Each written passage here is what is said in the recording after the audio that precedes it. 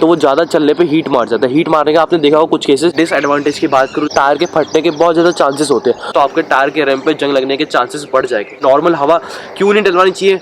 डलवानी चाहिए तो कब डलवानी?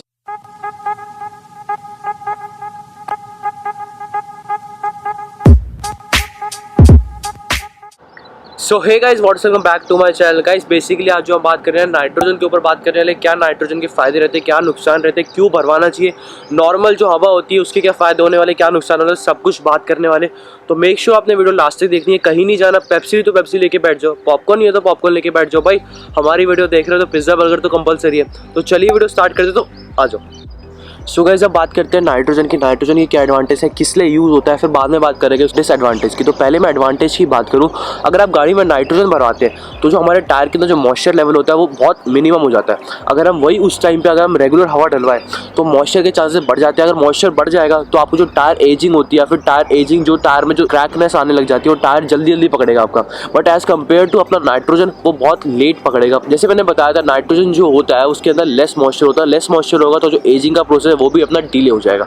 तो सेकंड बात करूं, नाइट्रोजन जब आप डलवाते हो, अगर आप गाड़ी हाईवे पे चलाते हो या फिर अपने यमुना एक्सप्रेस वे में चलाते हो जो कि अपना पूरा सीमेंटेड वाला, तो उसमें क्या फायदा होता है गाइस। देखो, अगर आप उसमें नॉर्मली 100+ चलती है, 100+ पे क्या होता है, जो नॉर्मल हवा होती है इसमें ऑक्सीजन भरा होता है, तो वो ज़्यादा चलने पे हीट मार जाता है। हीट मारने का आपने देखा होगा कुछ केसेस क्या, बहुत सारे केसेस देखो कि यमुना एक्सप्रेस वे में कि टायर फट गया, कभी दिक्कत आ गई, बीच सड़क में हमारा टायर पंचर हो गया। किस लिए होता है गाइस?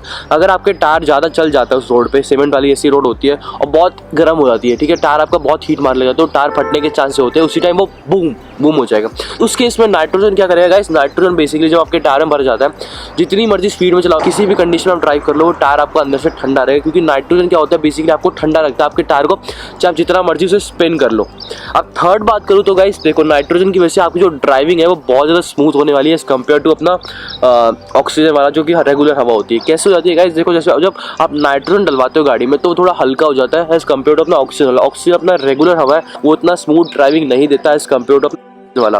और चौथी बात करूँ तो जो अपना आप नाइट्रोजन डलवाते हो तो गाइस उसकी वजह से आप जो फ्यूल इकोनॉमी वो भी बढ़ जाती है। मतलब अगर गाड़ी एटलीस्ट एक किलोमीटर या फिर 2 किलोमीटर, डिपेंड करता है कि कौन सी गाड़ी, वो बढ़ जाता है। तो गाइस देखो, स्मूथ ड्राइविंग तो आपकी हो ही जाती है, फ्यूल इकोनॉमी मिल रहा है। मतलब बेसिकली जो आपको नॉर्मल हवा नहीं दे पा रही वो आपको नाइट्रोजन प्रोवाइड कर रहा है, इतना सब कुछ प्रोवाइड कर देता है वो। आप बेसिकली एक नाइट्रोजन आपको इतना सब कुछ प्रोवाइड कर रहा है। उसके देखो, नाइट्रोजन जब आप डलवाते हो ना तो जो आपके एक्सीडेंट होने के चांसेस होते हैं, जब आपका टायर फट जाता है, क्योंकि टायर तो आपका कभी फटेगा नहीं, वो अगर टायर में पहले से दिक्कत है तो भाई वो बात अलग है, उसके इसको मैं गिन ही नहीं रहा। टायर में कोई दिक्कत भी नहीं है, फट ऐसी क्या, क्योंकि हीटेड रोड पे चला रहे हो, हाईवे पे चला रहे हो, 100+ चला रहे हो, तो फटने के बहुत चांसेस रहते हैं। टायर में से लीकेज की उसकी कोई बात नहीं कर रहा, तो फटने के चांसेस 90% आपका नाइट्रोजन जो होता है वो कम कर देता है। सो गाइस ये तो मैंने बता दिया एडवांटेज है। डिसएडवांटेज की बात करूँ, बहुत कम जगह मिलेगा। बेसिकली आपको कुछ मतलब जैसे अराउंड 5 में से आपको एटलीस्ट 2 या 3 पेट्रोल पंप पे मिलने वाला है, क्योंकि कुछ आपको पेट्रोल पंप पे जाके बोलना पड़ेगा कि भाई नाइट्रोजन है कि नहीं। नाइट्रोजन के लिए आपको सेकंड डिसएडवांटेज ये है गाइस, नाइट्रोजन अगर आप डलवाओगे तो उसके लिए आपको पे करना पड़ेगा। जो मैं पे करता हूँ अराउंड 25 रुपीज़ अपने इंडियन ऑयल पे जाके मैं पे करता हूँ पर टायर का।